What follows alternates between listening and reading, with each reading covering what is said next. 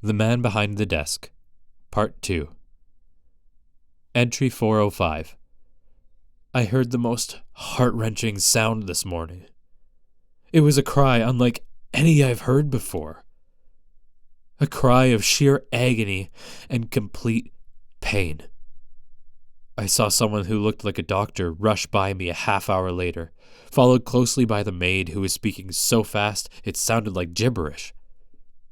Yelling came from one of the rooms for about 2 hours, and then all was dreadfully quiet. Deathly quiet. The imagination runs wild in situations like these. I didn't really know what happened, but I had my suspicions. They proved to be true. A body was carried out on a stretcher. Philip was holding Frida as she sobbed uncontrollably. Little Nora held one of her mother's hands. Neither of the twins were to be seen.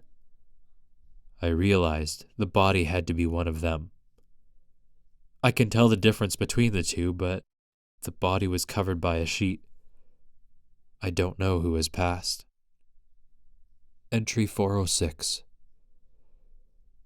It was George, the older of the twins. I still don't know what happened, and I don't know that I ever will. I've heard yelling coming from the twins' room.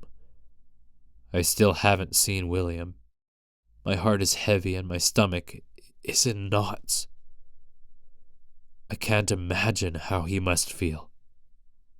Entry 410. I saw William for the first time since George died. He wore a black suit and tie. Outwardly and at first glance, he looked incredibly put together. I can't imagine the effort it must have taken to appear so. It was the funeral day. If you didn't know him, you would have thought his expression to be at peace. But I've watched him for over a year now. I've never seen a sadder face. Looking closely, it seemed he could barely walk. Each step was agony. His entire being suggested pain. The family left. The servants were all in the kitchen preparing food for when the Carltons got back. I heard a sob and looked up. There was the couple having a picnic in the painting across the way.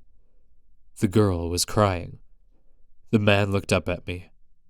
I saw the tears in my eyes reflected in his. We nodded at each other. This wasn't part of the job description. Entry 441. William has taken to wandering the halls at night. The hours are longer than ever. He paces my hallways much of the time. He has taken a liking to my painting. He sits or stands for hours on end with a flashlight on me, just staring.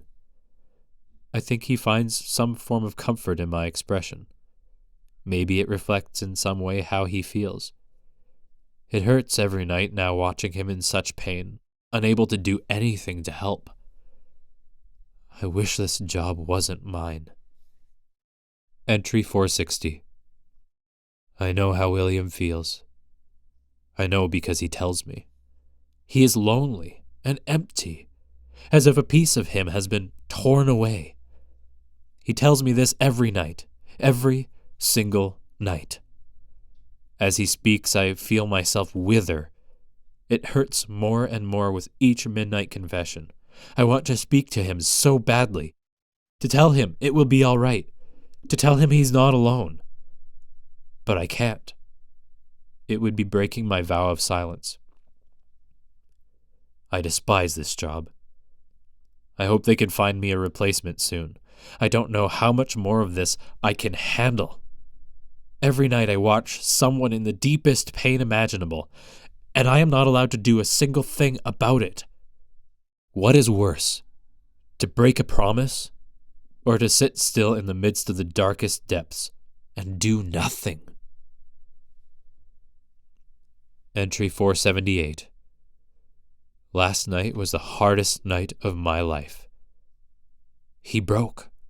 William finally broke. And it wasn't just a break.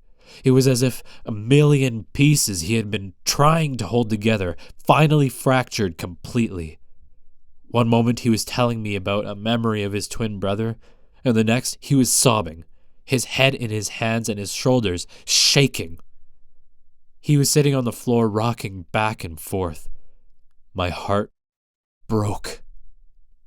Maybe it shattered alongside his, and I was not allowed to say a thing to this hurting young man. But I did. William, this isn't the end. Things will get better. He raised his head. Who said that? He asked. I can't tell you, I said, but I can guarantee things will get better. How can you? Can you imagine darker days than these? He thought for a moment. No, I don't think so. I suppose not. Then that must mean there are brighter days ahead. One of these days the sun will break through the clouds. You will move on. Not past the memory of your brother, but you'll learn to live without him. Wounds do heal. The scars will remain and ache from time to time, but the pain won't be so overwhelming. You will be thankful for the time you spent with him and not angry for the time you didn't have. William began crying again. I don't see how, he said. William, you must speak with your family. Tell them how you feel. You are not the only one hurting. You can make it through this with their help. I saw a lamplight flicker on and slowly approach us. As it got closer, Philip appeared as the holder, with Freda, his wife, by his side. They sat on either side of their son. Not a word was said. They just enveloped him in a holy embrace and a love deeper even than death.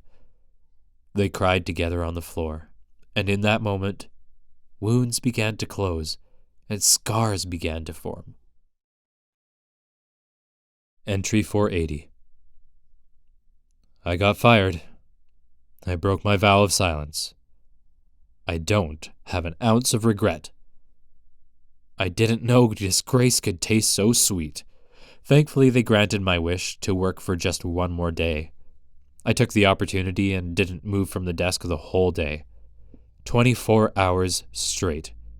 I watched the Carlton family, taking in everything I could. In the morning, I saw William walking by, holding Nora's hands. They were laughing at a memory of one of George's pranks. They laughed and cried together. I heard a lot of that, laughing and crying. William walked down my hallway late in the night again. He stopped and stood where he had been sitting the night before, where wounds began to close and scars began to form. I don't know who you are, he said, but thank you. Then he looked straight into my eyes. I don't know whether he knew or if he was just taking one last look at a face that had been his companion. He stood there for a moment and then turned and walked away. I listened to the heels of his shoes click down the hallway, knowing it would be the last time I heard that sound. A peaceful quiet settled on the hallway, and then I heard someone clap, rupturing the silence. And then another pair of hands joined in, and another, until the sound echoed and bounced off the hallway walls and reverberated across the entirety of the house. I knew the clapping was for me. Every person in the other paintings, in my hallway, was clapping for me. They knew I would get fired for breaking my vow of silence. They knew they would be fired for applauding, because they had made the very same vow. But they clapped all the same. It was their salute and farewell to me.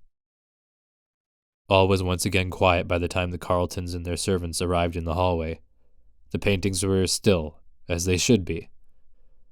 Freda, I think we might be haunted, Philip said. After thoroughly searching the house, they returned to their beds to what I assumed to be a rather restless night. I looked across the way at the man having a picnic with his girlfriend. He nodded at me. I nodded at him. And this was the end to my final day as the man behind the desk.